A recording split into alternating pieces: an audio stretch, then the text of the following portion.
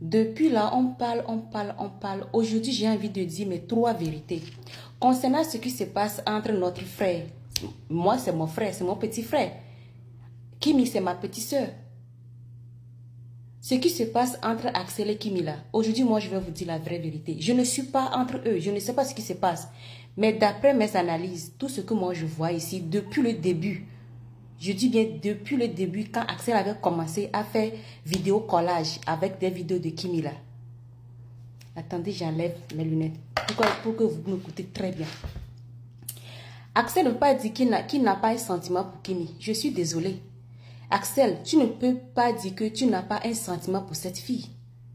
Au début, même si c'est pas buzz, je dis bien si c'est pas buzz, depuis le début de cette histoire, si c'est pas un buzz planifié, programmé, si c'est vrai que c'est une histoire qui se passe maintenant entre eux et personne ne comprend, bien on ne sait pas ce qui se passe, si c'est pas un buzz, là je veux dire que dès le début, quand Axel commence par faire cette vidéo collée, vidéo de duo, avec des vidéos de Kimi là, Axel avait un sentiment pour Kimi dès le début. Allez retourner un peu, allez fouiller les pages de Axel, ou bien allez fouiller les pages de coupé-collé là pour voir. Axel avait un sentiment, un sentiment très fort pour Kimi. Et Kimi aussi ne peut pas dire que là où elle est maintenant, elle n'aime pas Axel. Kimi aussi, elle a un sentiment pour Axel. Les deux la s'aiment. Faut pas que quelqu'un vienne ici pour nous vendre du gombo à la place de tomates. Axel aime Kimi. Kimi aime Axel. Dès le début, ces sentiments de, je ne sais pas, c'est quelque chose que Axel a programmé. Peut-être sortir avec cette fille et marier cette fille un jour. Je ne sais pas ce qui s'est passé. Mais les choses ont changé sur le chemin.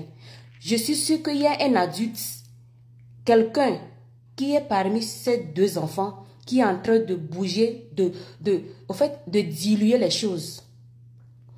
Vous avez vu hier, Axel a dit qu'il a pardonné, que c'est fini, que cette histoire, que lui veut la paix.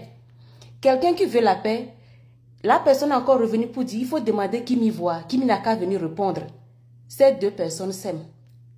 Là où Axel est maintenant, si Axel n'a pas épousé Kimi aussi un jour, jusqu'à le reste de sa vie, il va toujours penser à Kimi.